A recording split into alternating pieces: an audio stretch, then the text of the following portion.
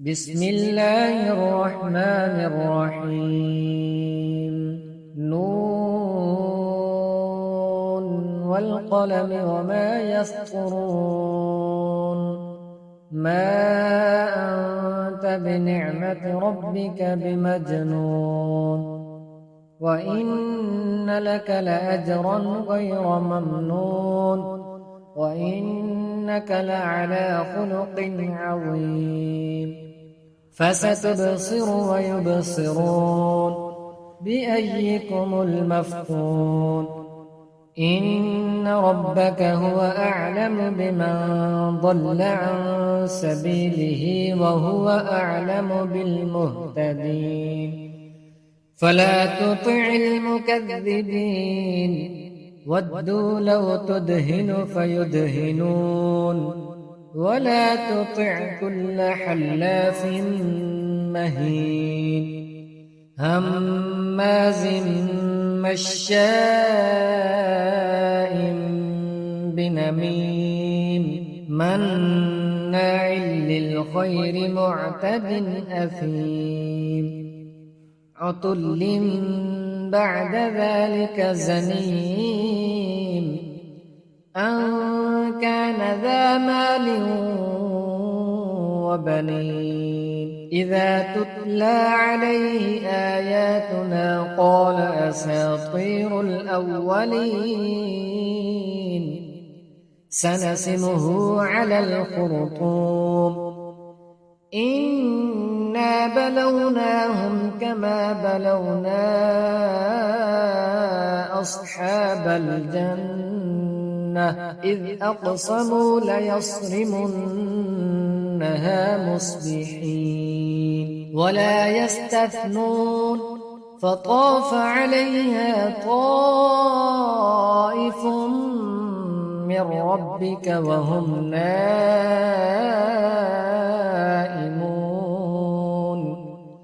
فأصبحت كالصريم فتنادوا مصبحين أن اغدوا على حرثكم إن كنتم صارمين فانطلقوا وهم يتخافتون ألا يدخلنها اليوم عليكم مسكين وغدوا على حرد قادرين فلما رأوها قالوا إنا لضالون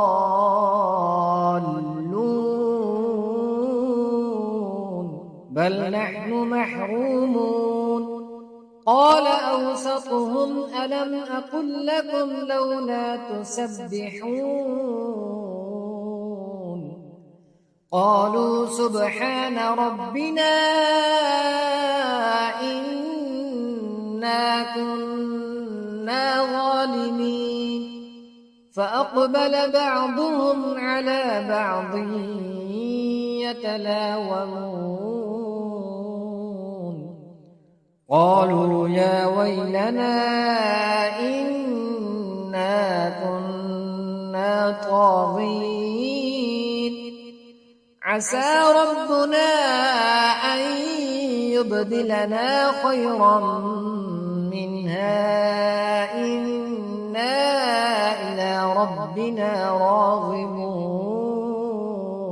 كذلك العذاب ولعذاب الآخرة أكبر لو كانوا يعلمون إن للمتقين عند ربهم جنات النعيم أفنجعل المسلمين كالمجرمين ما لكم كيف تحكمون أم لكم كتاب فيه تدرسون إن لكم فيه لما تخيرون أم لكم أيمان علينا بالغة إلى يوم القيامة إن لكم لما تحكمون سلهم أيهم بذلك زعيم أم لهم شركاء فليأتوا بشركائهم إن كانوا صادقين يوم يكشف عن ساق